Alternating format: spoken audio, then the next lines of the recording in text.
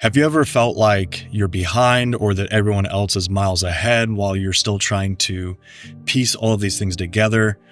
If so, you might be trapped in the illusion of lack, a gap that is often fueled by comparing ourselves to an imagined ideal or to someone else who appears to have more.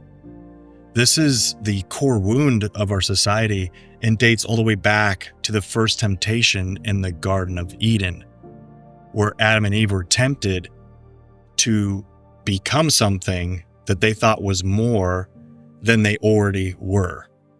So in this video, I just wanted to have like an open dialogue about the illusion of lack and what it means in terms of our modern society and where you're at now. Because from what I've seen, it's only gotten heightened.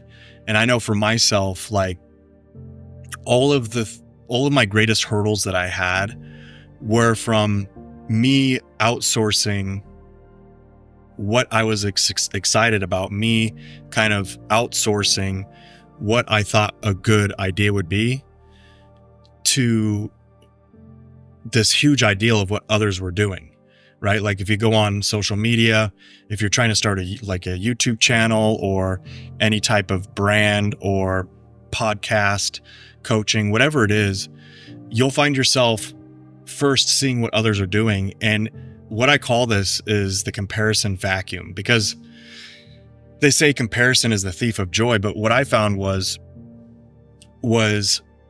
before I actually got started on my coaching business, I would compare myself to others. And it wasn't like, it wasn't like something that was just taking away my joy because it felt so much bigger. But what I realized was that it actually, like a vacuum, it would suck.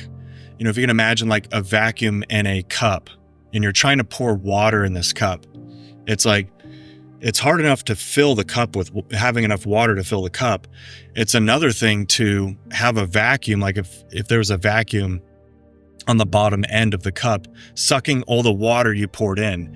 And that's what I realized, because what happens is that when we're comparing ourselves to others, we're essentially sucking up all the inspiration and the inherent worth and the ideas and the unique nuances of our own being, of our own artistry, of our own creative approach to what is seemingly the same. So what I wrote down here, and I have a couple things here, is basically exploring the illusion of lack as a core wound. And really what we want to look at here is the role of shame. And I put here, shame arises naturally out of the notion of lack. After eating the forbidden fruit, Adam and Eve hid from God. Shame tells us that our vulnerability or nakedness is too painful or unacceptable to be seen by others, even by the divine. So when you go back to the story of Adam and Eve, they had complete abundance with God. They had complete oneness. And when the serpent came, it wasn't like the serpent actually, created this experience of lack, but the serpent got them to perceive what they had as not enough. So the main thing that I realized was lack isn't so much of that you're not doing good. It's that you're comparing yourself to an illusion. You're comparing yourself to an ideal that is not in your garden, that is not in your inherent worth, that is not in your unique capabilities, giftings, and talents. And when you see other people's manifestation of this, it's easy to compare it because you're seeing maybe attributes of yourself that are on a more developed trajectory.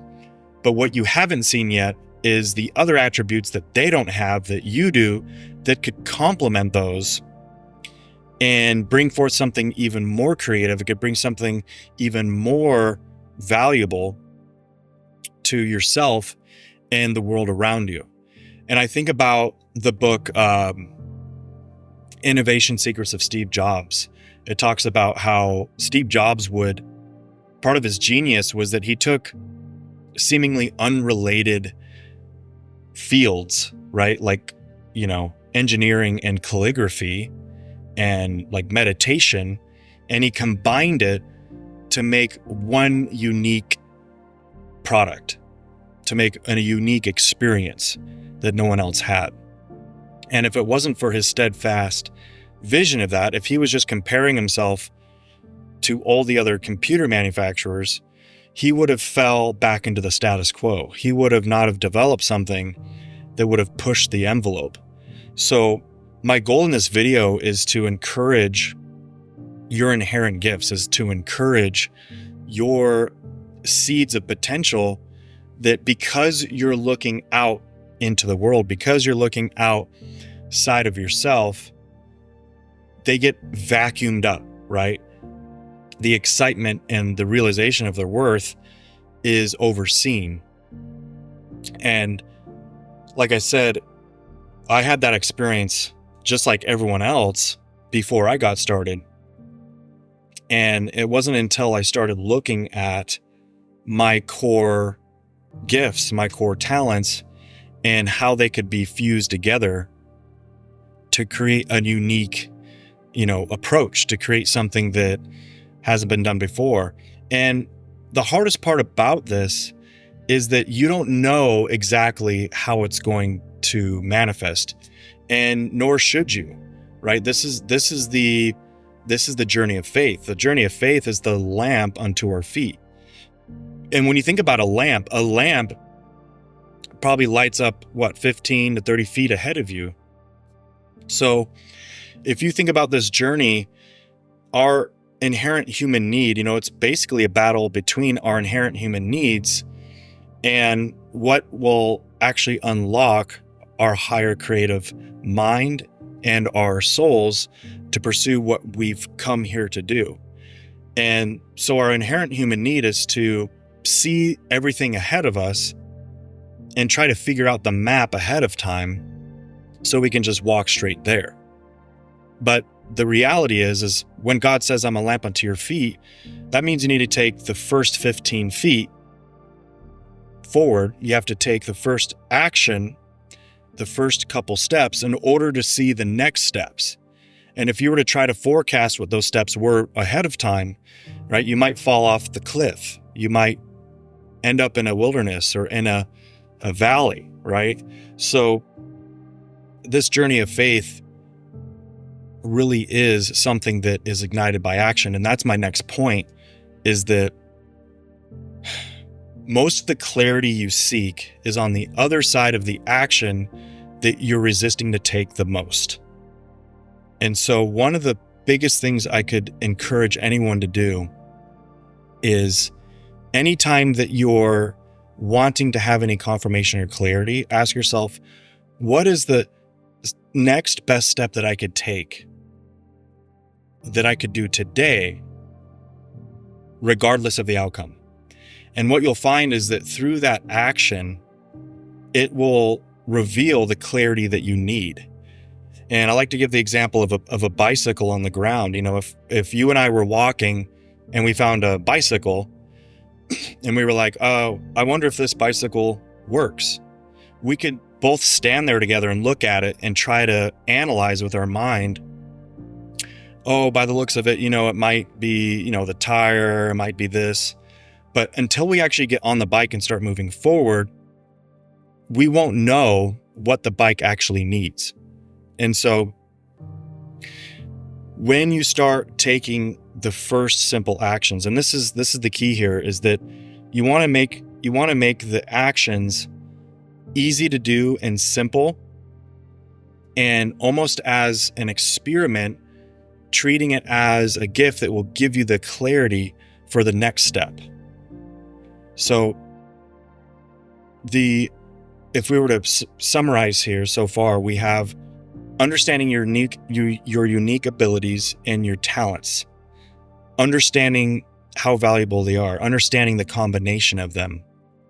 Like for me, for example, I grew up as an artist, playing guitar when I was 12, and then I went on to start producing music and songwriting and music production, and I got really into kind of the magic of music and what creates an amazing song and the power of frequency and sonics and all of this.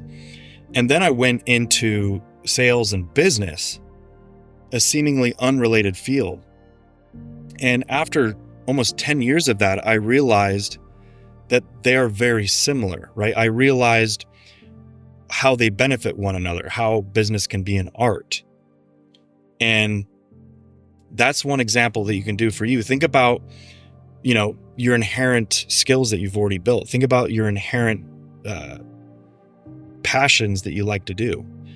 And even if they don't seem related, remember, that's probably where the cutting edge is. That's probably where we need to hear from you the most, is the ones where you're like, oh, this weird thing that I can do, right? I ride horses, and then I also, maintain a garden. Like, who knows, right?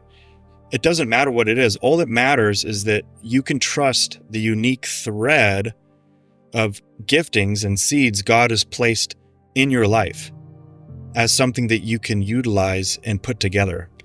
And that's what leads me to the last point, which is when we're looking at this on a broad scale, if we zoom out on the macro, really, the culture of lack in modern society is kind of on the peak right now with AI and everything being basically perfect and seemingly done for us. That the opportunity on the other side of that pendulum is authenticity. It is embracing the core creative seeds that are in you in a unique way. And so right now, especially in the next few years, it's going to be such an amazing time for you to do this. It's going to be such an amazing time for you to try different combinations, for you to speak about different things, for you to combine different skills and gifts, and to see how they serve others, to see how they manifest in a way that is most exciting for you. And I believe that's going to create some of the most innovative and incredible things to come, because everything's going to be so systematized, right? We glorified, like perfection and excellence. If you look at YouTube at the peak at like 2019, and like I said, with AI, like everything now has just come to this peak where now everybody, I'm sure you've seen, like on YouTube, they're looking for authenticity. They're looking for even more than that. They're just looking for real life, for real people.